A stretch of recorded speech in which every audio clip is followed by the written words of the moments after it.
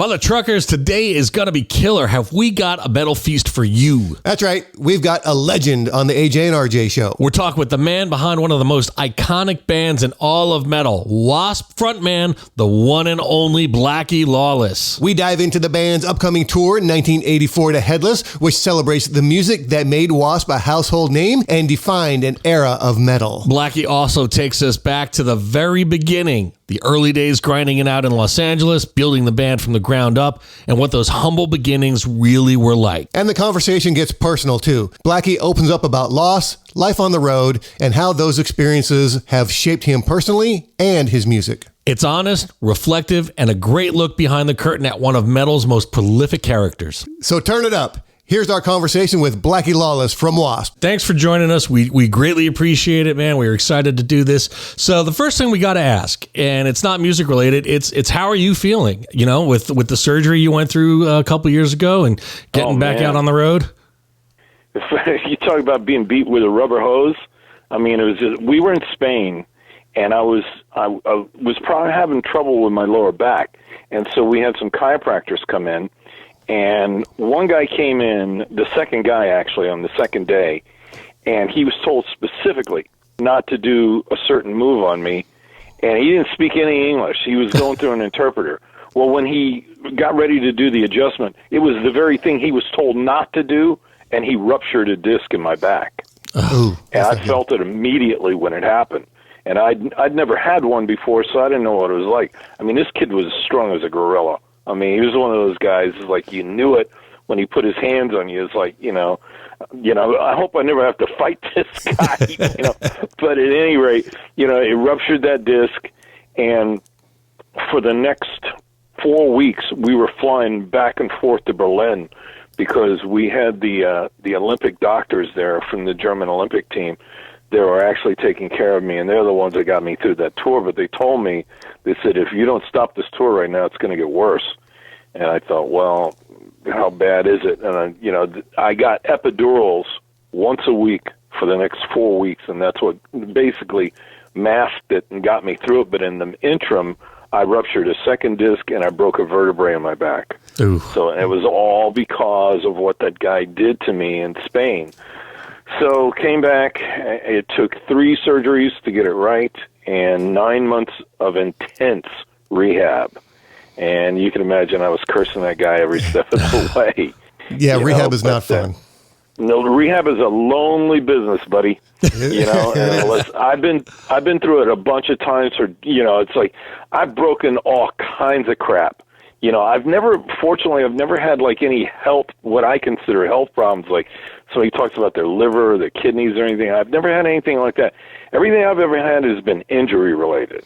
You know, either stupidity on my own account or somebody else doing some crap to me.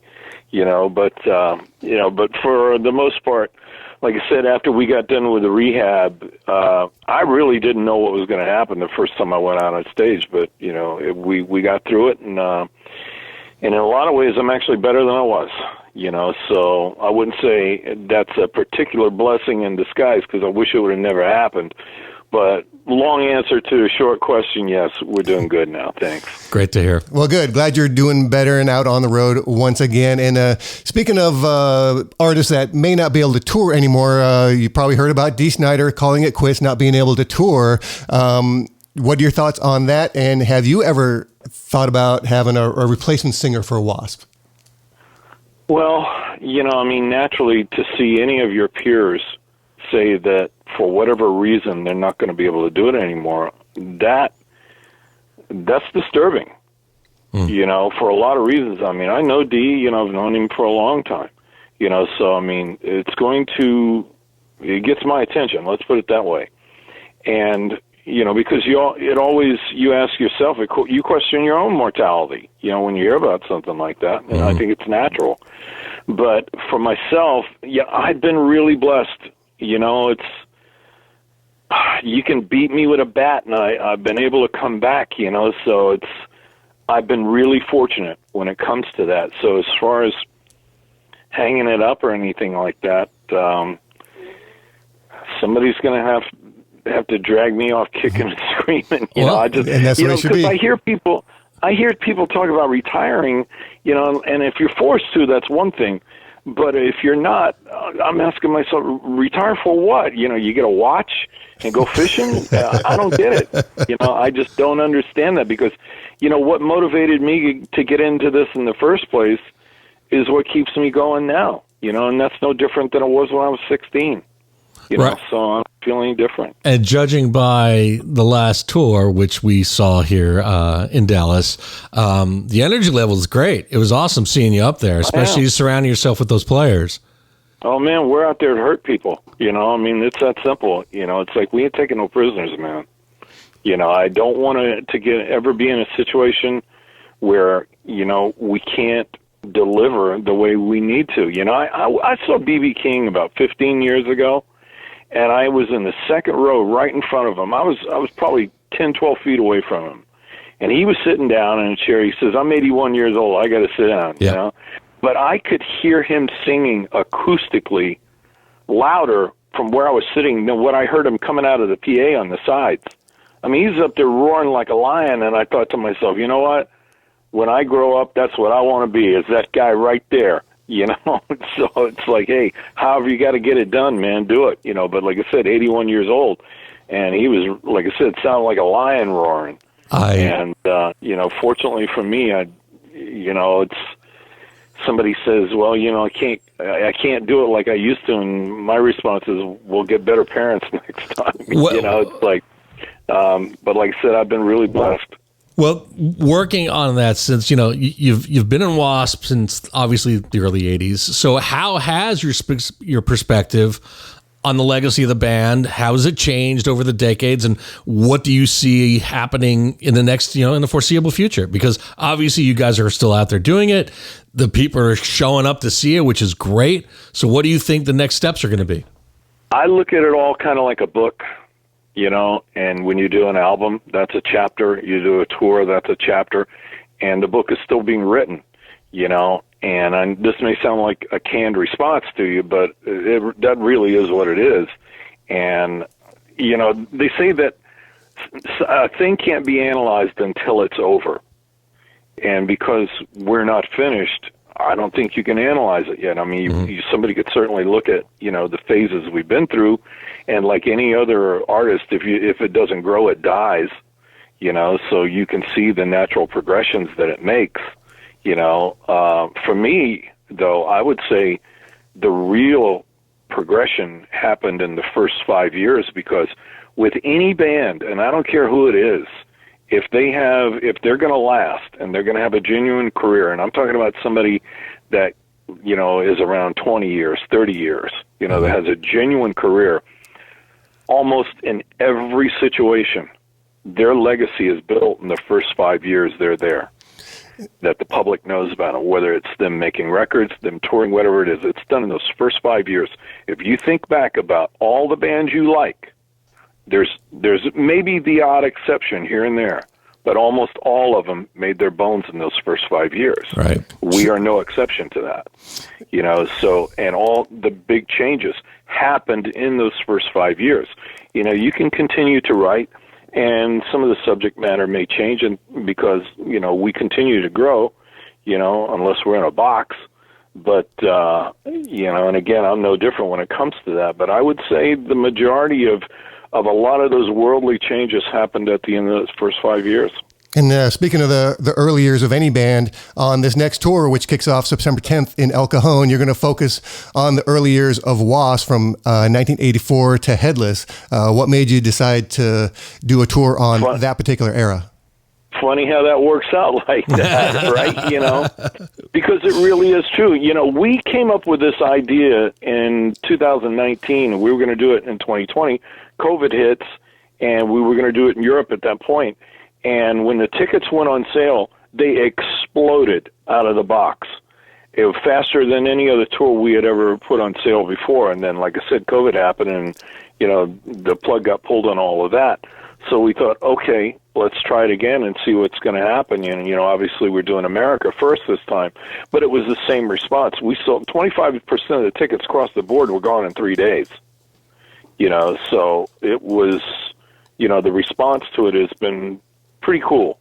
You know, so we'll take that any day. But, you know, I would think that that's the audience also recognizing what we're saying here is because, you know, this first 5 years, that's where any band that's going to have a real legacy, that's where they cement it, is right there. Yeah, and you guys made your name for yourself on those albums way back when, you know, you did and what you did. That's not to say that you can't continue to make good records, but the stuff that everybody remembers, you know, that's those first 5 years. Fair enough. So listen, talking about the tour, and we're going to kind of tie in a couple of questions here. You got KK's Priest going out this year with you. So you got the two pillars of classic, you and them, obviously.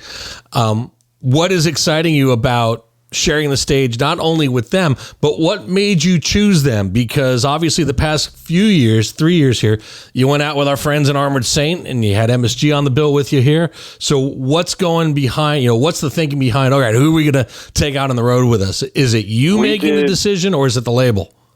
Well, it's largely the bands. But we did a show with them in Barcelona about a year and a half ago. And they went on before us, and where our trailer was positioned was right behind the stage, so we heard them loud and clear. Right. Those guys are playing those songs. And that kid singing for them, Ripper, buddy, I got my work cut out for me every night. We're going to be doing this tour. This kid can sing his ass off. You know, so, I mean, they deliver those records. Quite honestly, they sound like a young band. And when people come to see the show, they're in for a treat. Because, like I said, they're doing those songs proper. You know, so that's exciting. Yeah, they've got the right guy in that driver's seat, absolutely. Oh yeah, and remind us if we meet you at one of the shows here, we'll give you talk about an offline story with Ripper Owens. Cool. So, speaking of touring in this new day and age, are you seeing a wider demographic of people at your shows? Parents bringing kids, and how do you connect with that younger crowd? Well, the best I can figure, we got about, it looks like 3 to 4 generations, probably 15 to 50 plus. And I remember I was probably about 15 or 16. I saw Sinatra do a show at Madison Square Garden. And it was remarkable to me because I remember seeing a wide demographic that he was performing to. Now, you got to remember, this was at a time none of us had seen anything like that before. Rock and roll wasn't, this is like 1971. Rock and roll wasn't that old yet. I mean, the Beatles had broken up a year before that, you know, so none of us understood the concept that you can do what we call rolling over an audience, which is where you keep your core audience, but you start adding to. So none of us had seen that yet. But the first time I saw that was with Sinatra. And immediately, even at that age that I was at the time, I'm asking myself, I wonder if it would be possible that a rock and roll band could ever do something like that. Well, now we see that it is. And it's a great thing to experience. But that was the first time I ever saw that was with him. And, you know, it's commonplace now, you know, that we see that. But, yeah, like I said, what we're seeing is 15 to 50 plus. Love it. Love it. So here's a question, kind of a little bit out of left field.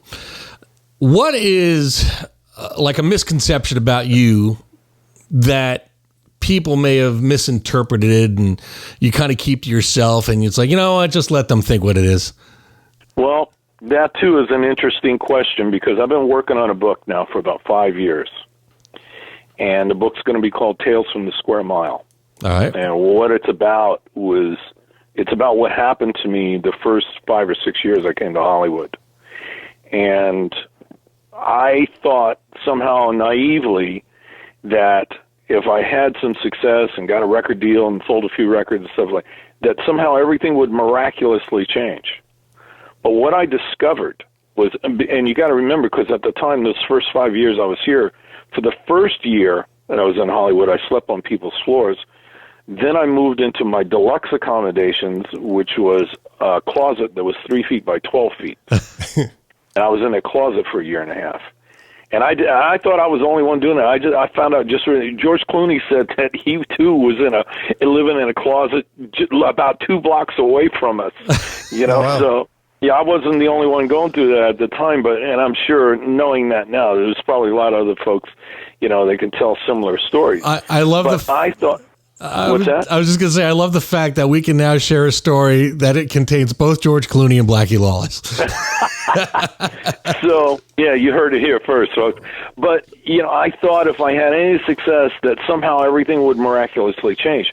Well, once it did start to happen, yes, some things did change. You're driving a better car. You're eating better food. I'm not living in the closet anymore. But what was astonishing to me was that I came back and I was still working in that square mile. The recording studios we were in, the clubs we were going to, things like that. It was like everything had changed and nothing had changed. I'll give you an example. Like when we made The Crimson Idol, I had bought a recording studio in Hollywood and we completely re-outfitted it and everything. It was a very famous studio at the time.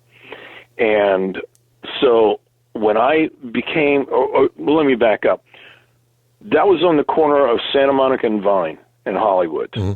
Now, when the band was first getting started in '82, we were rehearsing in a laundromat, catty corner to that studio, diagonally across the street, across that intersection. Mm-hmm. We would go in, it was $25 a week, and we rented it from the guy that owned the laundromat, and we would set up in the aisles between the washing machines. And we would set up the gear, we'd have to tear it down every night, but that's where we rehearsed. Fast forward 9 years, I'm now the proprietor of this recording studio diagonally across the intersection. And when I would go in, we were making The Crimson Idol, I would have to drive through that intersection every day to get to the studio. And sometimes I'd be sitting there waiting at the light, and I'd look over at that laundromat and thinking, that's the longest 50 yards I ever walked in my life, to get from point A to point B. How does this happen? But like I said, at the same time, everything has changed, but then again, nothing has changed. So that's really, when I started writing the book, I thought it was my singular story. And when I first started, that seemed reasonable. But the more I got into it, the more I realized it was equally about the town itself and about what that town does to people. Mm-hmm. And so to answer your question about me, and one of the things I say in the preface in the book is exactly that. I say, for the longest time, we have never talked about my life personal. It's because I never thought it fit the narrative of the band, so people didn't know a lot about me personally. But this book will go into great detail about that. I mean, to give you an example, the first line in the book, everybody is familiar with, it was the best of times, it was the worst of times, or it was the winter of our discontent. You're looking for a great opening line. The opening line in this book was, in the summer, I was born in a swamp. And that's how it begins, because I was born in a swamp in Florida. Before we were 6, I was 6 when we moved to New York. So I go from looking out my back door to a swamp to the next thing I see is the Statue of Liberty looking out my bedroom window. So you talk about culture shock. Right. If it's it's pretty extreme. If it's any consolation, my high school in New Jersey was built on a swamp. Yeah, well, that swamp over there in the Meadowlands and all that's a little bit different than the one that I was in. The one that I was in had, all critters. 4 or 5 different kinds of poisonous snakes, panthers, bears, alligators, and a whole lot of more ways to die. A million ways to die in Florida. Huh? So how far along are you with the book? I want to say halfway. What I got into, or when I got into it, I thought, I asked Bruce Dickinson, I said, how long did it take you to write yours? He said 6 months. And I thought, okay, it took him 6 months. It'll take me 6 months. Wrong, because, like I said, when I got into it, what I started to understand was it was not just my story. It was equally about the town itself, because when I first came to Hollywood, if you looked at a map, there was no street boundaries that designated Hollywood. There wasn't the name Hollywood on the map. It was just part of the greater LA area. So the only things that designated that there was Hollywood at all was the street with the stars on it and the sign up in the hills. That's all there was that ever said Hollywood. And I heard Betty Davis once say that Hollywood did not exist geographically. It was a state of mind. And now it has become a township, and it has been for, I think, like last 5 or 6 years, where you can look at it on a map and the streets will clearly designate what part of it is actually Hollywood. But when I first came here, it wasn't like that. You know, so it's been a strange trip, to say the least. I mean, another thing people will discover about me is that Blackie Lawless is a combination of Zorro and Dracula. Those were my heroes growing up. Yeah. And that's what I tried to emulate to be. Well, when I started doing the research on this book, when I told you I was living in that closet, well, come to find out that Bela Lugosi died, the place where he was living when he died, the best I can figure is about 75 feet away from where I was living in that closet. It's crazy. That's creepy. You know, so and there was Jocelyn McCulley, who invented the character of Zorro. He too was roommates, or not roommates, but lived in the same apartment complex as Bela Lugosi in the late 1930s. So there's all these kind of weird crossover things that people are going to read in this book, that they're going to read it and they're going to go, no way that this is possibly true.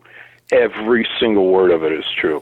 Nice. So I know we're here for not only the book, but the tour as well, which is going to kick off in the fall. Where can everybody get tickets? I know we only got a few minutes left with you.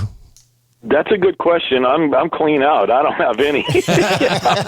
But I would say go to W.A.S.P Nation, and they'll direct you to where you need to go. I mean, hey, I'm just the muso. I'm just the singer in the band.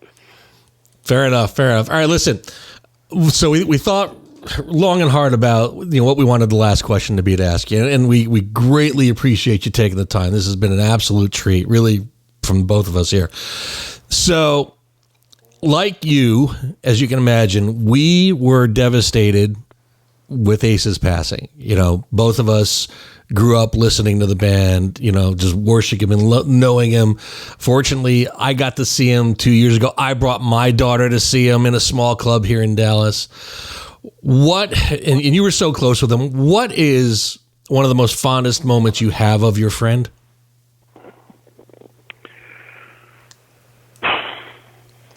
Good question. I'll be honest with you guys. I've been having a tough time with this. I was thinking about him this morning and had no knowledge that you would ask this question.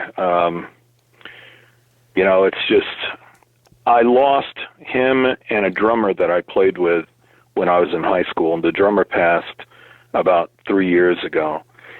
Ace was the last connection to my teenage adolescence, before I moved to California. I was 19. And when that connection is severed, it's a part of your past. There's no one you can pick up the phone and call now and say, hey, man, remember when we did da-da-da-da-da? Well, that's gone now. Mm-hmm. And so as far as a fond memory, you know what, I'd have to think about that for a little bit, but I'm just giving you the knee-jerk reaction to the question that you're asking right now. No problem. For me right now, it's the most poignant thing, because it has really hit me hard. And it's one thing that it's your friend that you lose, but equally, I'll be honest, I'm talking about selfishness here, because I think we all experience that, because when it's something that was from a specific part of either your childhood or your teenagers, when a parent dies, that's the death of the past. When a spouse dies, that's the death of the present. And they say when a child dies, that's the death of the future that's never going to happen. When a contemporary or a spouse passes, that's your present that has been severed, and that's what I'm going through with that right now. So, I wish I could give you a better answer, but that's the most honest answer I can give you right now. That's absolutely fine. We feel for you. He was a hero to many. It was a devastating loss to those that looked up to him from when afar. when you sleep in the same bed with somebody more than once, you get to be tight. And I'm talking back to back now, you know. But no spooning involved. It's funny because I read just yesterday Paul McCartney saying the same thing about John Lennon. He said they slept in the same bed many times, you know. And people might find that strange, but when you're broke and you got no money, you know, it's either one guy gets the bed and one guy gets the floor. A lot, you know, it's like if you got any compassion at all, you ain't going to do that to the other guy, you know? Right. Well, again, if it's any consolation, we were literally just as devastated because we did a special show just for him, and we were both choking up several times during the event. My first concert ever was the Love Gun tour in Madison Square Garden. My brother took me. Yeah, my brother took me when I was a kid. We snuck out of the house because my folks were like in Jamaica or something. You know, went across the GWB into Manhattan, and next thing I know, I am like in Madison Square Garden looking at Kiss. You know, as a 9-year-old, and it was freaking amazing. Know, him and I did the same thing, unbeknownst to each other, because we didn't know each other at the time. But at the time in New York, we would sneak into shows, and we would work for other bands. You know, we'd help the road crew move stuff, so they not only would they not throw us out, but back in those days, they didn't really have backstage passes or laminates or anything like that. So if you didn't get in the way or you actually helped the road crew, they let you hang around. Wow. You know, and I worked for Slade, I worked for all kinds, Foghat, you name it, Robin Trower. You know, I helped all those bands, Joe Walsh. Well, the guy, when I helped Slade this one night, there was a guy working for them at the time. He ended up being my tour manager about 12 years later. Wow. And we remembered each other specifically from that night. But the reason I bring all that up is Ace snuck backstage one time in Coney Island when Jimi Hendrix was playing and did the same thing and got to sit on the stage. And that was one of Ace's fondest memories, was being 20 feet away watching Hendrix play. Wow. I mean, he talked about that over and over and over. And hey, as a 16-year-old, that's going to leave a big, same impression it left on you seeing Love Gun at Madison Square. Yep. Did to him at Coney Island. Yeah, and yeah, I was just glad to share that with my daughter at the event, just saying, do you realize who that is right there 20 feet from you? You know, and she's like, this is cool, Dad. This is cool. Yeah. All right, well, listen, we appreciate your time. Yeah, thanks for joining us, Blackie. We're a little bit over our time, so we thank you so much for joining us, and we look forward to seeing you out on the road. All right, bye-bye. Big thanks to Blackie Lawless for hanging out with us today. And if the tour rolls through your town, do yourself a favor and show up with your codpiece on. Thanks for listening. This is the AJ and RJ Show.